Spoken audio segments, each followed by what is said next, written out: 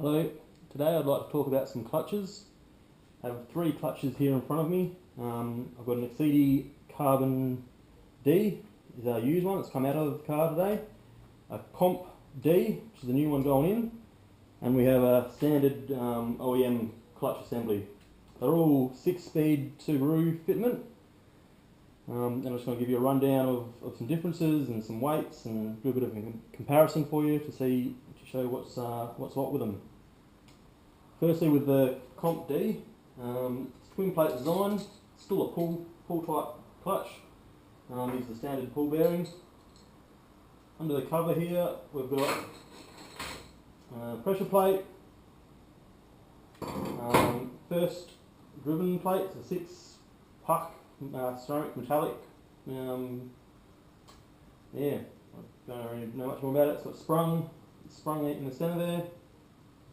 The next plate down, the intermediate plate, it's got some grooves, and then another 6-puck sprung ceramic metallic driven plate, and then the flywheel. It's got speed holes all the way around to reduce the weight.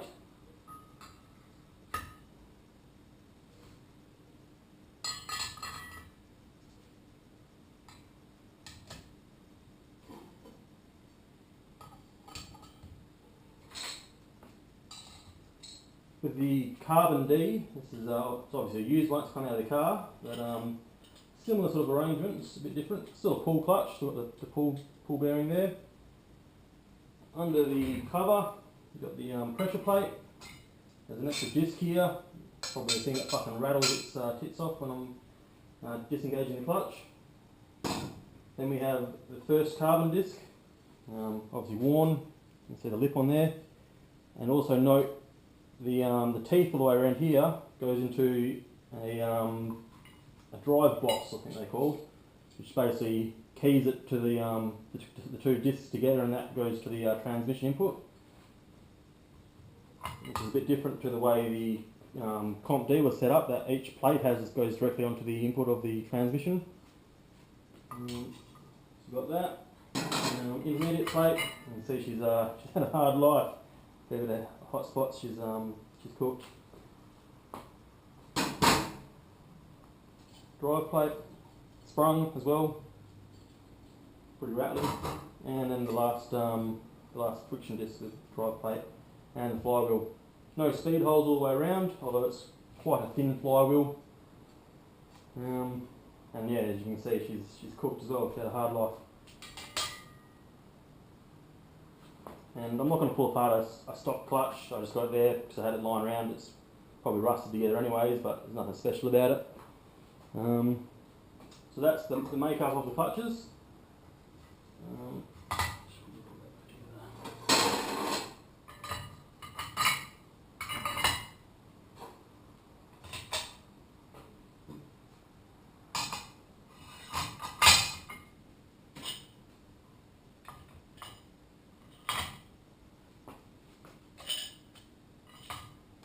I'll quickly do a weight comparison so you can see the weights involved.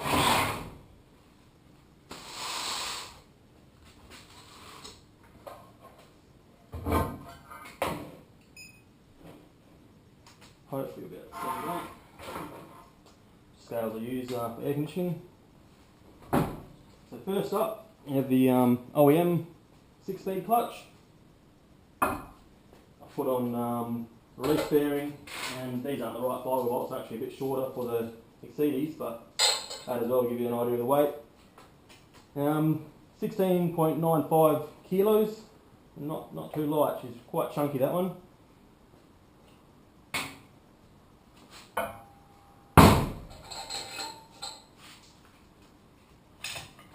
Next up, the Carbon-D. Got its own bearing on there, but these bolts go with it. 13.23 kilos. And lastly, the Compe-D bearing, a little spigot bearing as well, could go in, and the bolts to suit.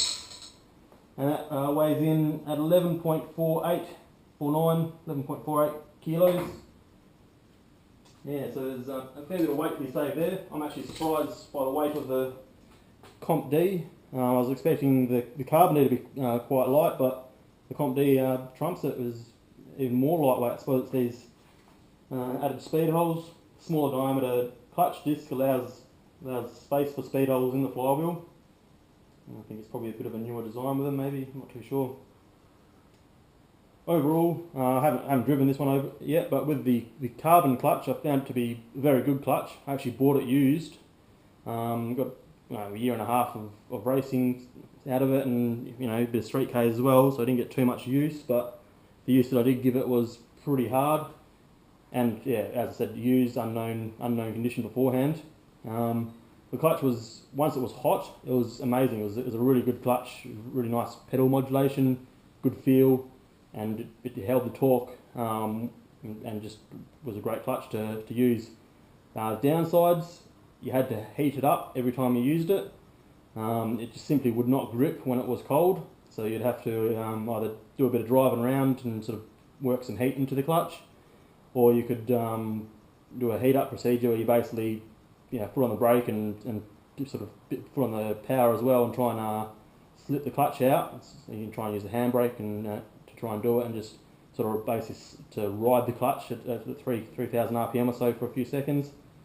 And you do that a few times and gets the heat into it. The other downside was it was noisy as all hell when you foot on the clutch. So when you disengaged, it just rattled and chattered and clanged away. It's a racing clutch, it's what they do, I suppose, especially twin plate design. It'll be interesting to see how this one goes. I'm hoping to not have any of the preheating dramas with it. Even if you're going to go out for a racing, the car's always hot and stuff. It's still a hassle to have to go through the procedure, especially if you trailer the car there. So you're not street driving it there, so you've got to warm it up at the venue, and just a hassle. You ever wanted to go and test anything or just go for a bit of blat, you always have to heat it up. So it's not ideal as a street clutch, but it's a good racing clutch, I suppose you could say. Yeah, that's it.